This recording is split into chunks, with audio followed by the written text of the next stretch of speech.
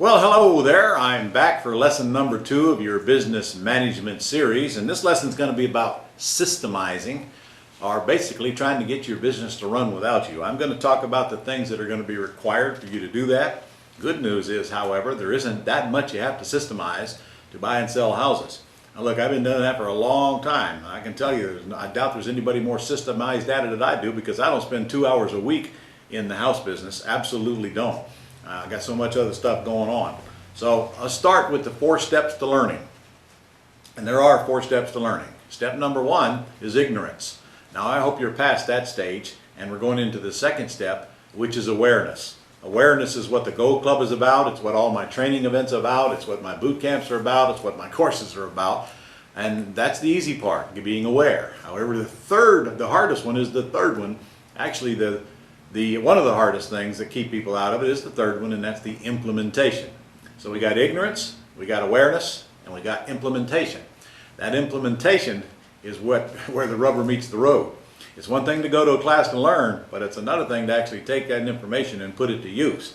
And if you get to that point, our 4th step, of course, is automation, and that's what we're talking about here. Is what do we have to do to get automated so that you too only have to work a few hours a week in your business and it continually produce revenue for you. Okay, let's talk about why we need to get automated. And actually there's a lot of good reasons. Number 1 is you can manage your time. If you don't get automated, your time is all going to be sucked up in doing the minutia stuff that you have to keep doing over and over again because you don't have a system to get that minutia stuff done. Number 2, you cut down your wasted energy. Obviously, if you have to do the same things day in and day out, over and over and over again, it's a lot of energy wasted, where if you just get it systemized one time, it'll automatically do those things for you, and then you can get off doing the important things. And number 3 is multiply your creativity. Nobody can be creative. You know, you're the boss, you're the leader. The leader has to stand back and look at the business with a macro point of view, from a 30,000-foot view, so to speak. And if the leader is not capable of doing that because they're so bogged down in the daily minutia, then who in the business is going to do it? You can certainly not expect your employees to do that. They're focused on their job.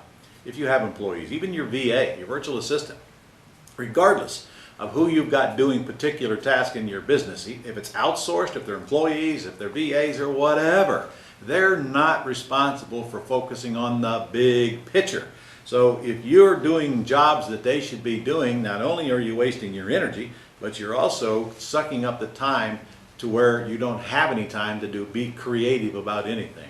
You're the one that's got to decide where the business is going, bring new ideas to the table, and implement those ideas. And the next one is it maximizes your progress.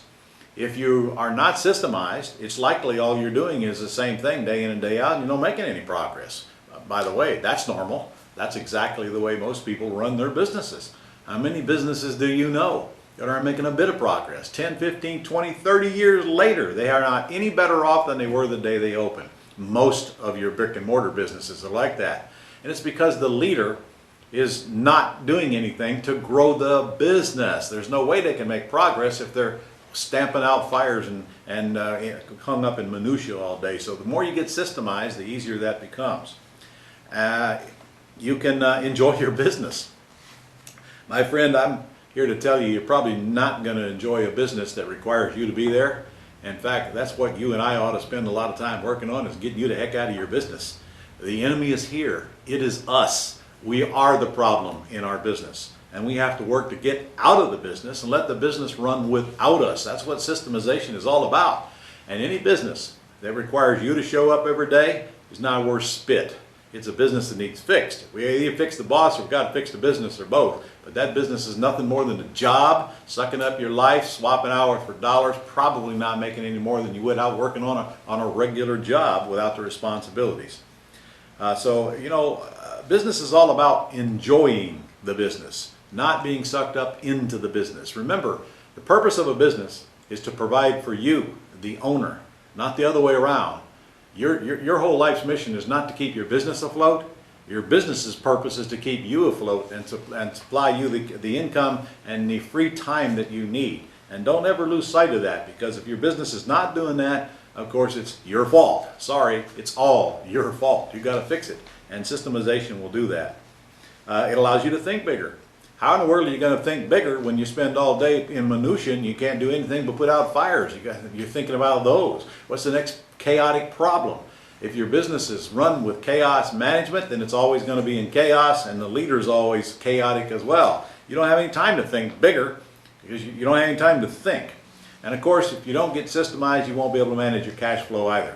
And we're going to do a lesson on cash flow, because most people are just absolutely clueless when it comes to how to manage cash flow. And I can't wait to get to that, because it could be the maker or the breaker of your entire business. All right, let's talk about what you must get done as a real estate entrepreneur. And if you don't get these things done, your business is not going to grow and probably will not even get off the starting block. Number one is you got to crank up the buying machine. You know, if you don't have a buying machine, you've got no business. The very first thing you have to do, the first step of my 5 steps, is to locate prospects. Locate prospects applies to any business. I don't care what it is. I've got a restaurant here in Jacksonville, and I don't care how good the staff is. I don't care how great the food is. I don't care how good the chef is. I don't care if you've got 40 years of fine food preparation. It's all for naught if we don't do something to get people to come off the street and into the restaurant and sit down and order. Locating prospects is the number one priority of any business, and any business that doesn't spend any time on it is under the impression that, well, I will open it and they will come. That's a bad impression and probably not true, and if they do come, probably not enough to support your business. So, as a real estate entrepreneur, the good news is that you don't have to do that much to get all the sellers coming into your system that you need, but if you don't do that little bit, you don't have a business. Now, there's only a couple, 3 things you got to do, ladies and gentlemen. There's plenty of them you can do, but here's what I do. And we still buy anywhere from 2 to 8 houses a month right here in this building where I'm filming this in Jacksonville, Florida. And I've been at this for 30 years now, and here I am still buying houses. By the way, do you think I need to buy houses? No, I don't need to buy houses. I buy houses because it's fun. I buy them because we can, and I buy them because it's a great time to do it. Not to mention it provides some cash flow for us, and it keeps a couple other people busy as well. But for FSBOs, there's only 2 ways that we go about getting FSBOs, for the most part. Now, I have a sign on my truck. You've probably seen pictures of that, but you know, that gets a handful of calls a month. Our big things are, we have somebody calling FSBOs, and that somebody is a virtual assistant. And that is her job. She calls for sale by owners, fills out the sheets, turns them into us, and then my guy Scott processes them. And if that don't get us enough leads, then we'll do a yellow letter campaign, and we'll get them calling us to for sale by owners. Those 2 things are the driver of our business. And frankly, it's hard for us to keep up with just those 2 things going, as long as you keep them up consistently. Now, of course, whose job is it to keep them up consistently? I bet it's somebody you know and love. Yep, that would be you. It's your job. If it's not being done, it's not your VA's fault. It's not Elsa's fault. It's not the city you live in's fault. It's your fault, because you're not doing what it takes to get the job done. So whining won't fix it. Action will fix it, doing the right things.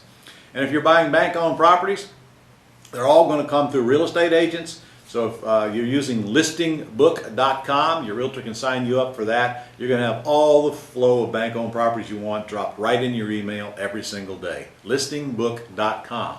So how hard is this? I got to have somebody else call FSBOs. I got to have somebody else do yellow letters, and I got to have somebody else go make offers, or go out and present the offers on the REOs that I sit at my desk and make offers on. That's not hard. However, again, if it's not done, you don't have a business. Got to have plenty of prospects coming through the front door, ladies and gentlemen, and I don't mean 1 or 2 a week. I can't tell you how many students I see sitting at a stagnant, standstill status because they simply won't do the first required of the 5 steps. Locate prospects. If you don't get them coming in, you can't pre-screen them. And if you haven't heard by now, I'll tell you again, 95% of the people you come in contact with, 95% of the people who own a house are worthless waste of your time. So you've got to understand, I got to fill the funnel up big so I can get a few down to the bottom, and that'll never change. I have the same problem in the restaurant business. We have the same problem in global publishing.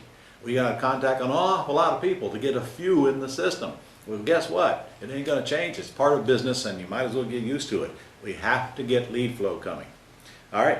The second thing in your pre-screening process is that these prospects got to be pre-screened. Now look, the VA calls all the FSBOs, fills out the property information sheet, and then hands them to you or emails them to you. You sit there and pre-screen them. In a matter of a few minutes a week, you can pre-screen every prospect that you get. If your realtor is sending you bank-owned properties on Listing Book, you can pre-screen them. I do this every single morning. I sit there and spend about 15 minutes going through Listing Book and make offers on properties that come across that thing every single day without leaving my desk. And if you don't know how to do that and you don't feel comfortable doing that, come spend 4 days with me at the Quick Turn Real Estate School and I'll teach you to do the same thing. It's not that difficult. It is a little bit of learning involved, but it's not that difficult. So the pre-screening is basically done by my VAs. The final pre-screening is done by me a few minutes a week or by Scott, and the REO is the same thing. I make the offers, Scott gets them to the realtor, and then the realtor puts them in. And so how hard is this? Very little bit of time every single week. All right. The second thing you got to systemize is to set up your selling system. Get them under contract, that's great. Now we got to move them out the back end. So let's talk about that just for a second. Now, you've got two kinds of properties. Well, you've only got really one, you've got several ways you can sell a property. Number one, you can cash out, which is the wrong way to sell it, in my opinion, in this marketplace today. I know everybody's hell-bent on doing that, but I'm going to try to talk you out of that. In fact, I did a video not too long ago where I compared a cash out to a lease option. Go on your Go Club site and find that video and sit there and watch it, and you'll probably come to the conclusion that cashing out is not a very smart move for you right now. So you can cash out, or you can put a lease option tenant buyer in it, and that's exactly what we do. Whether they're a FSBO, whether they're an axe deal, sandwich lease, whether I take title subject to, or whether I buy with owner financing. My exit strategy is to install a lease option tenant buyer in the house, get a great big check now, get a check monthly, and a check later. So how do we systemize that selling machine? It's easy. The VAs do all of the work. The VAs post the flyer on Craigslist and other sites. The VAs post the ads to drive people to the flyer. Systemize, systemize, systemize. The VAs drive the people to a voicemail system, to voicemail boxes we set up. The VAs then take the calls from the people who choose to talk to a human being and follow up on them. And the VAs take the people who've been to the house and decide they have interest and collect the information and then submit them to you, and then you can decide if you want them or not. Guys, it takes almost none of your time to do this if you do it correctly. All right, and the next thing that you're going to have to systemize is to get the buyers to the closing table after you select them. Our VA fills out the lease option agreement and sends it to the attorney. The VA collects the package when it comes back and sends it to us, or if they're local, goes and picks it up. But even then, my goodness, the attorney can send the package directly to you. Not much there for you to do. You do not attend closings live. So almost everything that we do, except the decision making, is done by virtual assistants today with the help of Elsa. So, I hope that helps you understand why we can only work a few hours a week and make the same kind of money that many people make working 50, 60 hours a week in real estate, because they just absolutely insist on doing all the wrong stuff.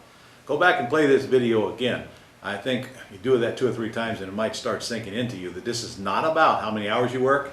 It's about making sure you get a few of the right things done so you don't have to work those hours. Okay, I'll see you on the next lesson.